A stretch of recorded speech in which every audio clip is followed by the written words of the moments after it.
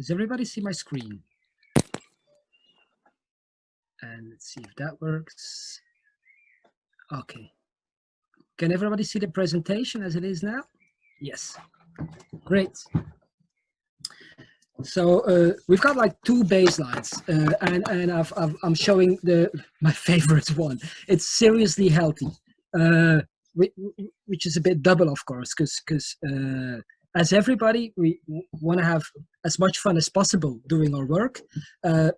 We're taking it as seriously as possible also at the same time. And that's, I'm speaking not only for myself, but for my complete team. And what we do is this is a part of the team that you see here on the picture. We design solutions, and the only aim is to have as high an impact as possible on the well-being, and that's very important for us, the well-being of organizations, individuals, and the society as a whole. So well, we aim rather high. So these are a couple of our customers, and what we do, we try to approach well-being in a 360 degrees approach. That means end-to-end. It means it could be strategy for a company or an insurance company. It could be immediate help.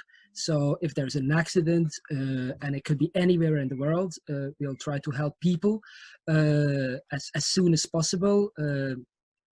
We've got employee well-being programs that we have implemented in well, loads of different companies, employee assistance programs that we do together with ICA's World. Maybe some of you might have heard of that company. It's one of the biggest providers in employee assistance programs. We use quite a lot of technology for all different programs. So we've got the app that comes with it, and a large portfolio of different trainings and workshops. Enough about Wellways.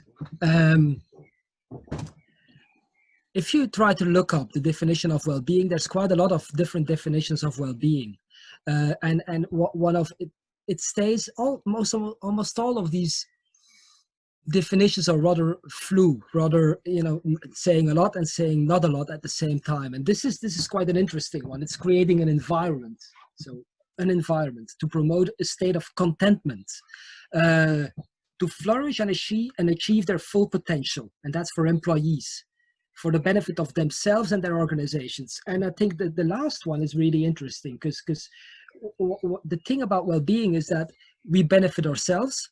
Although, you know, some of you might be smokers, for example, and you know it's bad for your health, but you keep on smoking anyway. So if you quit smoking, it's good for yourself. But if you quit smoking, and some of you might be employees, it will actually save your employer around 3,000 euros a year if you quit smoking.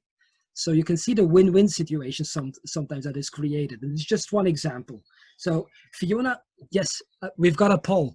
If you think, apologies, I was a bit quick off the mark. No, that's great. It's if you think about well-being, what do you think of? And you can, you know, just choose one, I think, or can you choose several? I don't know, Fiona. Can you choose several? You've got the full range of options here. What does spring to mind when you think about well-being? Is it Tibetan monks? Is it a spa, a healthy lifestyle, happiness, or just nothing at all, really? Inquiring minds want to know. The poll says, because well-being for everybody is something else. A lot of people think about the spa, and a lot of people think, you know, if you look at what companies into well-being, you'll see a lot of pictures of stones stacked upon each other, and you see a lot of people going like this. It could be in the middle of the office, or it could be on a beach also. There's enough Instagram accounts also about people doing yoga, and you name it.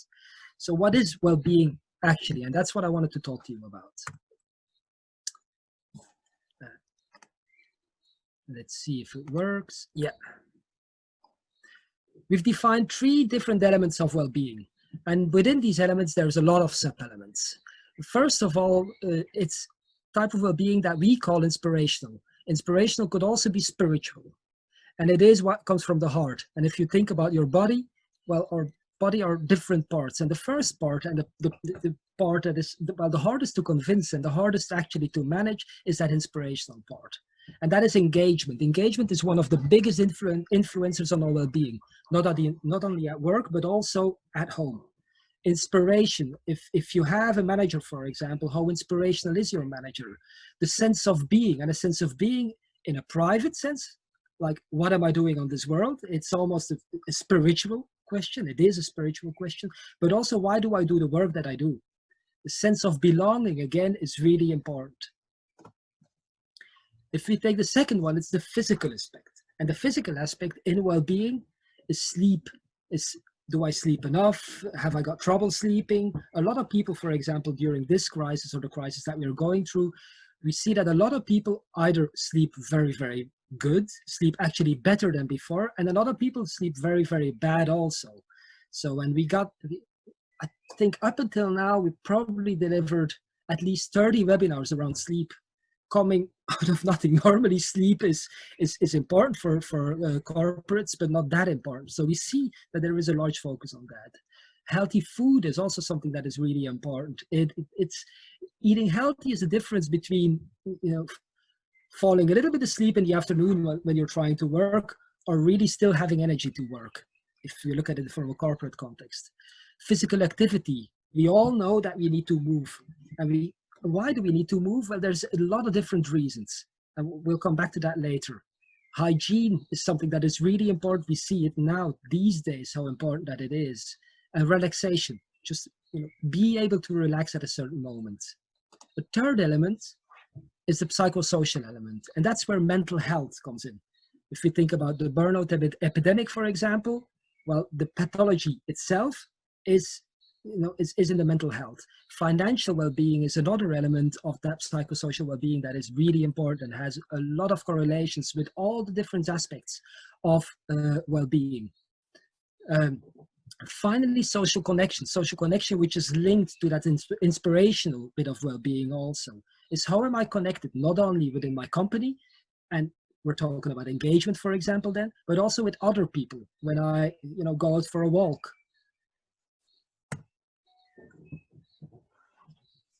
The second, can you come up with the second question, please, Fiona?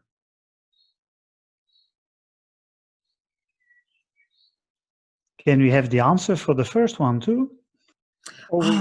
Yes. Fiona, can you show the answer for the first one too? Hang on, let me end this and see if I can share the results here. Oh.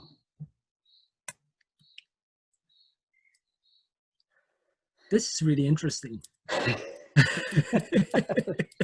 Do you know why it is really interesting? Because happiness, there's two rather fluffy things.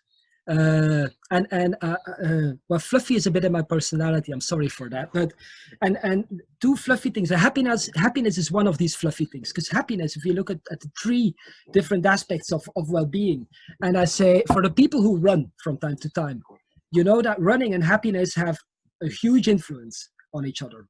Social connection and happiness is a huge connection.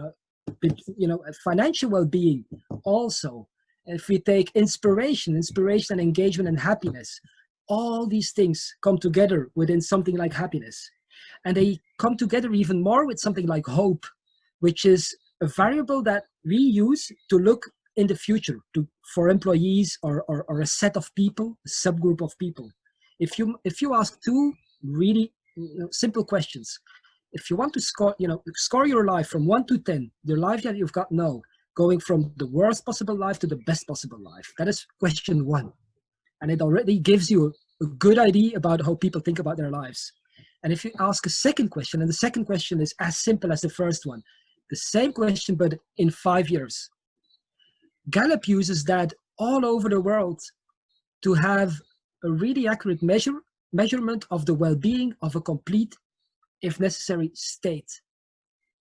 It is the correlations between all these different aspects of well-being come together in things like happiness and hope, which is unbelievable, and it actually makes our point every day again. Okay, can you show us the second question? Yes. So what are the biggest positive influencers on your well-being?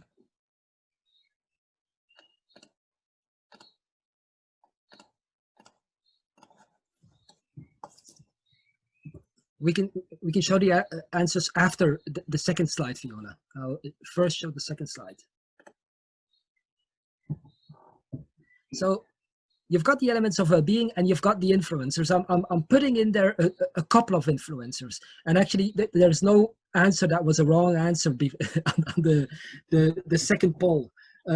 If we think today about our well-being of everybody here in the meeting, so COVID-19, for example, might be of a big influence to our well-being, work-wise or private-wise. And some of you might have had really bad news. Some of you might have had the COVID virus already. But there's a lot of things, a lot of influencers that try to either attack or enforce the well-being. Aging workforce, for example, is something that a lot of employers do not take into account. But if we look at caregivers, these are people that take care of their elderly, for example, or a child that is in need of a lot of help. If we take that subgroup alone, which is a subgroup that grows every day, which is normal because what we know can call the boomers are going into retirement, and the longer we live, and we live quite a long time, but it doesn't mean because we live quite a long time that we stay in good health quite a long time. So we get more and more caregivers. Almost 30% of caregivers fall into a depression. It's unbelievable. And there are a lot of, for the moment, I think in Belgium, about 10% of the working population is a caregiver. So we've got the stress and burnout epidemic, for example. So what does that do to the well-being of, well, you or you or you? It's not because you yourself are not stressed that you will not become stressed when somebody falls into a burnout in your team, for example, because it just means a lot more work for the team. And then we've got all the different generations working together on the same work floor. So we've got the generation X and the Y and the Z, or we call it millennials. We've got the boomers. We've got everybody together. And these have big influences, especially if we take all the generations together. How does that work together? What is the engagement from one group to another, for example? Can we have the results, Fiona?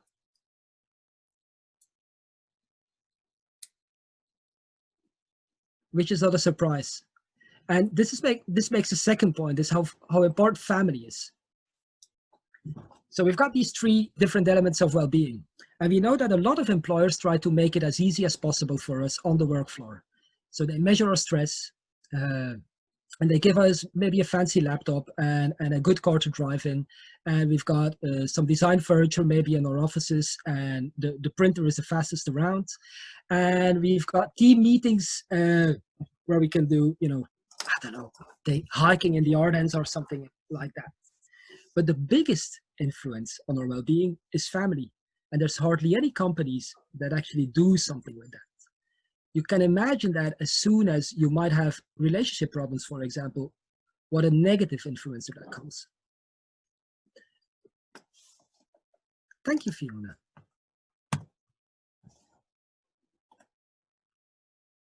Let's see if, okay. So what are the effects of well-being? And now I'm talking about a corporate context. So if you look at the effects of well-being, there's a couple of examples that we've got here. And I'm just going to choose a couple of them. Well, employee turnover, you can imagine that if you have a company where the engagement is high, where the well-being rate is high, that people will not be, go away as easily as in a company where stress levels are very, very high, where you've got the feeling that nobody cares what you do or who you are. Customer service, if somebody is happy, somebody feels engaged, well, they're going to feel engaged with the customer also. So that means sales is a lot bigger also. Gallup has done quite a lot of research on that also. I'm sorry I'm coming up with Gallup again, but it's important research that they've done. And if they look at the best 25% of the companies concerning well-being, and they compare it with the worst 25% of companies worldwide concerning well-being, then we see that the sales for the companies in the best 25% are almost 20% up. 20% more sales just because people feel better, which is unbelievable. If we take productivity, that's it. That's one. If we talk about happiness again, there's research been done in the UK, and the research is really interesting what they've did. So they try to recreate a white collar environment, and so they took two groups of people, and they've asked these white collar groups to do simple calculations on a desk, just desk work. So that was the recreation of it. And the first group, and they measured the productivity. How many calculations can they do a minute or an hour or whatever? At the first group, after 10 minutes, they've asked to look at a little movie, and the movie was a stand-up comedian. And the stand-up comedian did what he had to do, is make people laugh. So what they did, they gave a happiness shot to these people. So the first group of people got the happiness shot. The second group of people weren't as lucky as the first group. You can imagine they wanted to do exactly the inverse. So they've asked these people to think about a really sad thing that happened to them in the last year. And really think about it, try to relive it. So we've got these two groups. And what we've seen is that the one that had the happiness shot was almost 15% more productive than the baseline. And the ones that had the sadness shot were 15% less productive. And it's just one measure. It's to give you an example.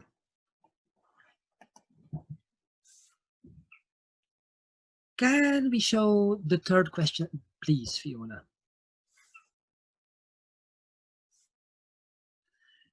This question is simple and hard to answer at the same time, because who needs to pay concerning our well-being? And you can look at it from an individual standpoint, or you can go really politic here also if you want to. It's who do you think needs to invest more in well-being?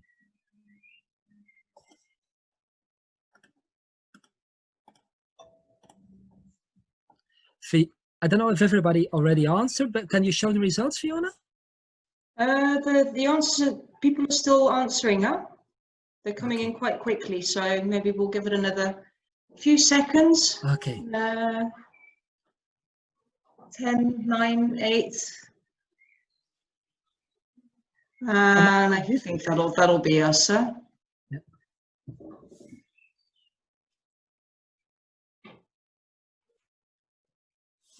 Great. Well, you as a group are much alike what I think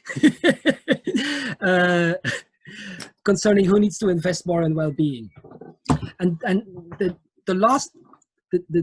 second to last part of my presentation is going to be the different reasons why you might want, either as a corporate, but it could be a corporate, say corporate with employees, but it could also be a corporate with as an insurance company, for example, and you can even, in a way, try to implement it on your private life also. But it always is, what are the reasons? Why should I invest more in well-being as an employer, as an individual, or as an insurer? So the first reason might be risk management. Almost every company, or at least larger corporates, have a risk management strategy. And in hardly any of these companies is HR taken into account. We have absolutely no clue as a group what the actual risks are on a population. We might have it, if you look at it from a government point of view, for example, the only figures that we really got are curative figures. So that means that we're going to start measuring as soon as people are either drop dead or become sick. Which is really stupid, because the only thing you can do is play God in hindsight, something like that. Especially for corporates, that is a huge risk. We can almost look at things in an old-fashioned kind of view also. We've replaced a lot of machines with a lot of people. And for some of the people in the future will become machines again. But for the moment, the human capital is still the most important thing in a company. But we haven't got a clue what the real risks are. We know if people are stressed or not. Sometimes once a year we do an engagement survey. But how many smokers have we got? How many people have musculoskeletal, oh my God, it's easier to say in Dutch, musculoskeletale problems. So like lower back pain or anything like that. How many people really feel connected with my product, with the other colleagues, for example? We haven't got a clue. And that is one of the main arguments for well-being, not only for a corporate organization or for an insurer, but even as an individual, it's important to look at my risks on the long term and the short term.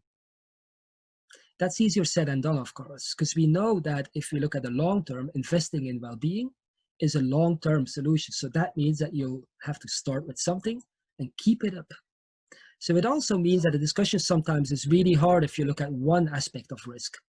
Let's take smoking, for example, again. We know in the short term that we can save a couple of thousand of euros. We know in the long term that we lose a lot of euros, because we know that the longer somebody smokes, as soon as they turn 40 or 50, it becomes a lot harder to keep up your good health. And the real risk is there.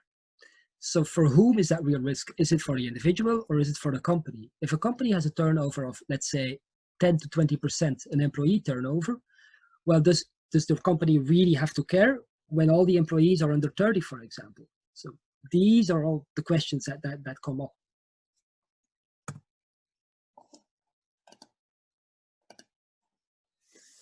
Optimization. So, and if we talk about optimization, it's about productivity.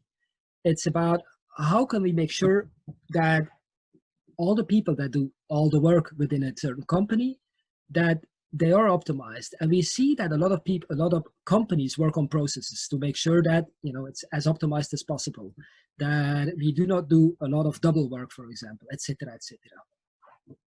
But what most companies do not take into account is that, and I'm just giving you an example, is that people, so 50% of the employees that report that they've got a best friend at work have a lot higher productivity than other employees. It sounds really, really strange, but it is actually true, and it's solid research.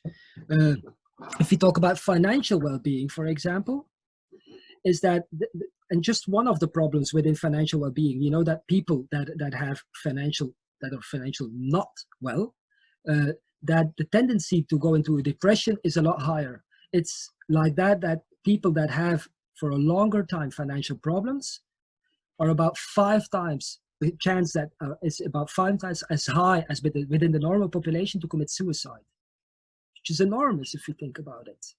But there's hardly any company, at least in Belgium, abroad, and especially in America and in the UK, it's a little bit better. There's hardly any company that really takes into account that financial well-being. Another problem is that people who haven't saved enough money by the time they retire will stay working. They'll just keep on working, which is another big problem sometimes for a company. So another thing that might be interesting is that well-being is contagious. And we see that a lot of our customers that start implementing well-being programs, we see that, you know, people who are feeling well, actually other people want to be like these people.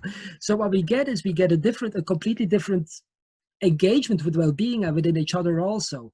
If you see people getting better because they're starting running or taking a walk or eating healthier, for example, well, you want to be like these people also. It actually is better. It feels better, and it's contagious. So that is optimization. Happiness, for example, and with the little story that I told earlier on, is another way of making sure that your workforce is as productive as possible without using a whip.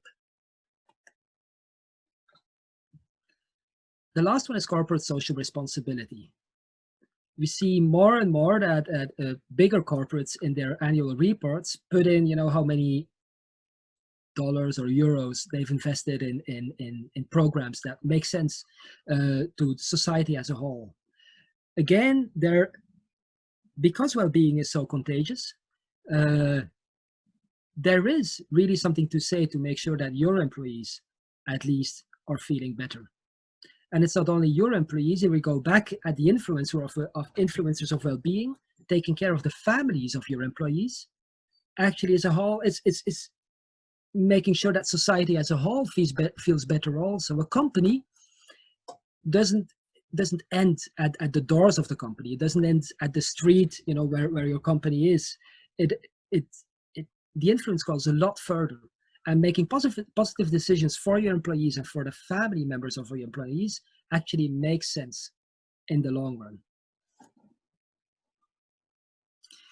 I would like to end with some figures about how it impacted what we've seen within our customer base, what the impact was for the COVID-19 virus. So I'm going to show you two slides. The first slide is some figures that I've asked with my colleagues of ICAS International. So let's see. So what you see here is the repartition between all the cases that came in for individual coaching on a global level. And there's thousands of different cases that come in every month. We have the months of March and April here. They weren't able to give me the month of May, but I've got figures for Belgium that taken into account the month of May. But what we see is that for the moment, we get a 5% increase in individual coaching or counseling sessions. And we see a 44% increase between March and April, and it's rising. I've asked, you know, they couldn't show me the exact figures, so I wasn't able to put them in. But we see a huge rise in people asking or you know, being anxious about the crisis, which is, well, no surprise, of course. What we expect as a group within the ICAS group is that we try to manage the situation as a critical incident situation, but that doesn't take like a week or maybe a month to manage, but it's going to be a critical incident situation that will, well, go on until we find a vaccine. The last slide, and there's a lot on this slide. Hopefully everybody can see what is written on the slide.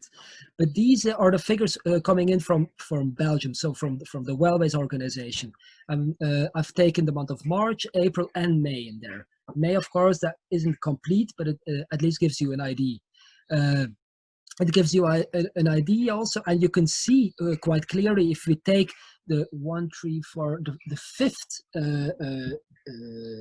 piece, health and lifestyle. Health and lifestyle is where the corona questions are. And so what we see, we see actually the pandemic coming back in our figures.